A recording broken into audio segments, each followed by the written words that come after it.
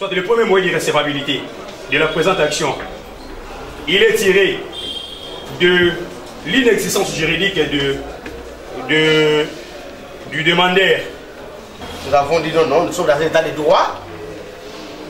Nous avons saisi votre justice finale pour s'entendre, par des CA, de condamner la partie défenderesse qui a eu à se comporter comme en confondant les époques. Poursuite de l'affaire qui oppose le patron de l'agence de tourisme et de facilitation des voyages, Jonathan Fumopamba, à la SCPT. Le demandeur poursuit au tribunal de commerce de Kinshasa-Gombe la Société congolaise des postes et télécommunications, SCPT en sigle, pour le remboursement, la restitution et le dommage et intérêt. Les faits remontent au mois d'août 2022. Selon les avocats de la partie demanderesse, Jonathan Fumopamba aurait, grâce à son agence de tourisme, facilitation de voyages et vente de billets d'avion internationaux, conclu en date du 23 mars 2022 un contrat de location pour un local de la SCPT situé sur le boulevard du 30 juin. Le demandeur confirme que le loyer serait fixé à $400 pour une garantie locative de l'ordre de $1900. Jonathan Fumopamba soutient qu'il aurait réhabilité le local avant de l'occuper et cela lui aurait coûté une somme de $5427 et c'était avec l'accord de son bailleur qui est la SCPT. Le demandeur confirme également qu'il aurait occupé le dit local en date du 30 mai 2022 et au courant du mois d'août de la même année, le demandeur aurait reçu interdiction par la SCPT d'accéder à son local et cela sans motif valable de la part de son bailleur qui est la SCPT. Le demandeur Jonathan Fumopamba affirme en outre que jusqu'à ce jour, il n'aurait plus accès à son local, il aurait perdu sa clientèle et la SCPT détiendrait tous ses biens se trouvant au local et une somme de $4600 et 327 000 francs congolais.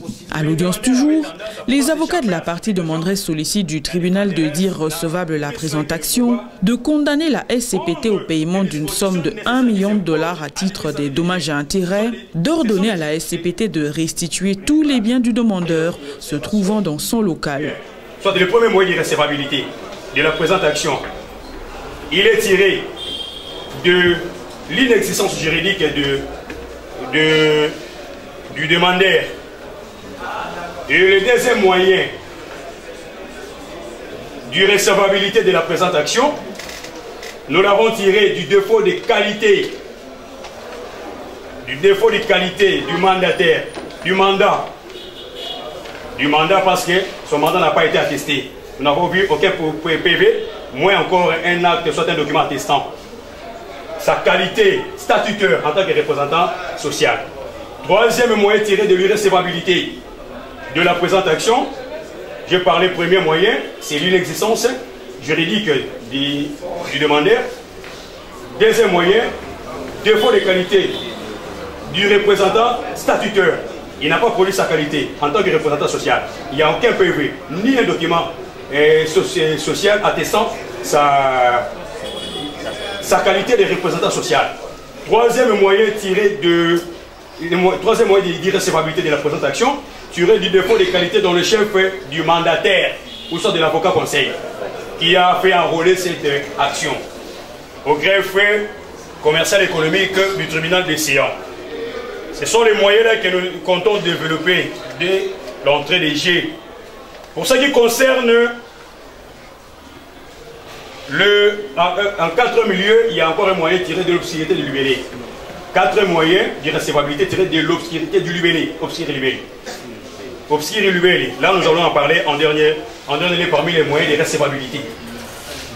S'agissant des moyens tirés de l'inexistence juridique du demandeur, votre honneur, la défenderesse qui est par devant vous a reçu le pièce de demandeur et nous avons même pris soin de pouvoir tirer copie. Ils ont des pièces cotées de 1 à 8. Et parmi ces pièces, nous n'avons pas vu les statuts. Nous les disons très bien. Les statuts ne se retrouvent pas dans le dossier nous communiqué. Nous martelons.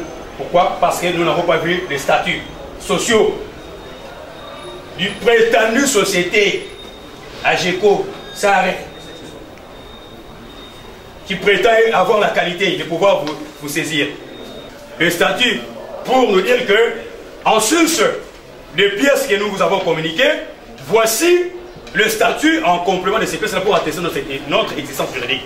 Il n'a pas accompli ce devoir-là. Et, car l'audience de ce jour, vous constaterez que cette société n'existe pas du point de vue juridique, conformément à l'article 98 de l'acte uniforme relatif à la société, aux sociétés commerciales et groupements d'intérêt économique de l'OADA. C'est par là que je vais...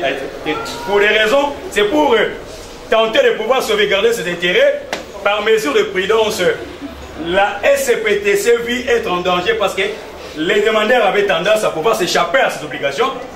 La défenderesse n'a plus soin que de pouvoir prendre des dispositions nécessaires qui s'imposent, administratives, je dis bien. Ce sont des... Vous n'êtes pas...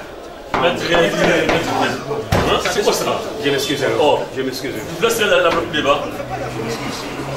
Parce que j'entends le bruit à travers le... Vous n'arrivez pas, vous, de régler pourquoi il y a des bruits. Merci, monsieur. Merci, monsieur le Président. Je disais que, et pour pouvoir sauvegarder ses intérêts, merci, monsieur le Président, pour votre compréhension. Je disais que pour pouvoir sauvegarder ses intérêts, c'est pour cette raison que, pour des raisons administratives, que la SCPT avait juste, pour des motifs, pris soin de pouvoir retirer les clés de ces locaux, afin de pouvoir s'entendre de la justice et faire son travail. Nous avons ainsi dit, monsieur le Président. Les avocats de la partie défenderesse, pour leur part, soulèvent quelques moyens liés à l'irrecevabilité de la présente action, notamment l'inexistence juridique de la société du demandeur, le défaut de qualité dans le chef du demandeur et l'obscurité de libellé. Cela étant, nous avons dit non, nous sommes dans un état de droit. Nous avons saisi votre justice finale pour s'entendre, par l'essayant, de condamner la partie défenderesse qui a eu à se comporter comme en confondant les époques, comme si on était dans une époque d'antiquité où la justice privée était autorisée parce qu'elle est entreprise, alors qu'elle a oublié qu'elle est aussi dans cet aspect-là à l'égard ou au regard de ces contrats. La partie défenderesse était sa nature juridique baillée. Elle a ses obligations et aussi ses droits. Ayant failli à ses obligations, votre honneur, nous avons saisi votre justice tribunal pour s'entendre du tribunal d'essayant à ce que le tribunal d'essayant puisse les condamner. Et d'abord, à la restitution de tous nos biens qui se trouvent qui sont restés dans ces locaux jusqu'à ce jour. Quels sont ces biens-là? C'est indiqué dans les citoyens qui les stances. Les deux, parce que son comportement a eu à préjudicier davantage notre client, nous demandons au tribunal, quand vous serez dans le secret de libérer, que vous puissiez condamner la partie défenderesse à une maudite somme. Moi, je me suis même dit pourquoi on a demandé 1 million de dollars, qui est encore un petit montant. Je me demande, je ne sais pas si le tribunal peut m'ajouter 5 millions de dollars. Ça sera au moins quand même une peine exemplaire à l'égard de la partie défenderesse, qui a passé au moins être au-dessus de la loi, pendant que nous, il est au-dessus de la loi, monsieur le Président. Même si tu es qui, même si tu fais quoi, mais devant la loi, tout le monde est égal. C'est l'article 3 de la Constitution. La loi est claire à votre honneur. Cela étant votre honneur, monsieur le Président, nous demandons au tribunal d'essayant, quand vous serez dans les salles de délibérer, que vous puissiez condamner la partie défenderesse à une modique somme d'1 million de dollars à titre de dommage d'intérêt, que vous puissiez condamner la partie, que vous puissiez ordonner à la partie défenderesse de restituer tous les biens cités dans l'histoire qui restent jusqu'à ce jour dans son local. Et de 3, ces locales avant qu'il soit mis vraiment en valeur aujourd'hui, on s'est entendu avec la partie défenderesse, on avait eu à dépenser même nos dépenses pour la réhabilitation de ce local-là, qui s'était relevé à 5 427 dollars américains.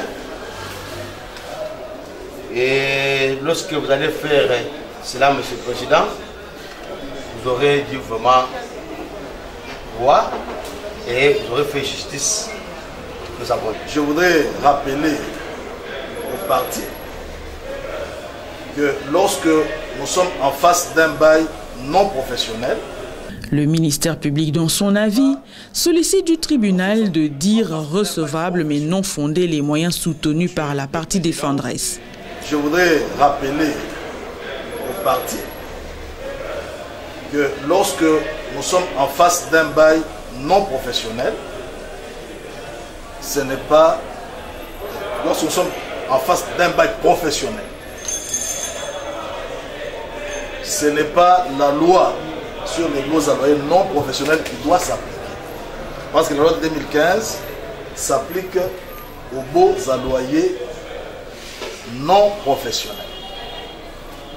Mais les contrats sur lesquels le tribunal est appelé à statuer à ce jour, c'est un contrat à bail professionnel.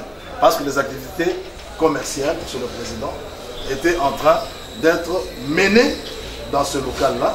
Et c'est ce qui a porté les parties devant le tribunal. Alors, appeler en relief une loi qui n'a pas droit de citer en cette matière, c'est vraiment hasardeux. Que cela reste pour dire, Monsieur le Président. Mais parce que nous sommes au premier moyen lié à l'inexistence juridique de la société, je voudrais attirer l'attention du tribunal pour dire qu'il ne s'agit pas ici d'une question en matière sociétale, c'est plutôt une matière qui est liée aux baux à loyer, mettant en relief une personne physique, Jonathan, contre la société SCPT. Alors il n'est donc pas question, Monsieur le Président, de parler des statuts. Donc c'était malvenu et aussi irrélévant. Parce qu'il n'est pas question de société, la partie défenderesse ne peut pas non plus, Monsieur le Président, évoquer les moyens liés au défaut de mandat. Il ne peut pas non plus, Monsieur le Président, évoquer cette question parce que Jonathan agit comme personne physique et non comme personne morale. L'avocat a un mandat de représentation. Il a le pouvoir de représenter son client, de conclure pour son client et de l'assister en justice. Demander à l'avocat une procuration spéciale pour prendre fait et cause d'une des parties au procès, vraiment c'est tout à fait absurde. Et je me pose la question, de quel océan la partie défenderesse a-t-elle tiré cet argument? Donc, Monsieur le Président, vous direz, pour toutes ces raisons-là, cet autre moyen, lié au défaut de qualité, tel que soutenu par la partie défenderesse, recevable mais non fondé. Vous direz donc, ce dernier moyen, recevable mais non fondé. Après avoir entendu toutes les parties, le tribunal clôt le débat et prend la cause en délibéré pour rendre son jugement avant dire droit dans le délai de la loi. Clôt le débat et prend la cause en délibéré. On va devoir se prononcer dans le délai. Suggérant aux parties de déposer au nom du plaidoirie dans un délai raisonnable. Tout le temps, donc,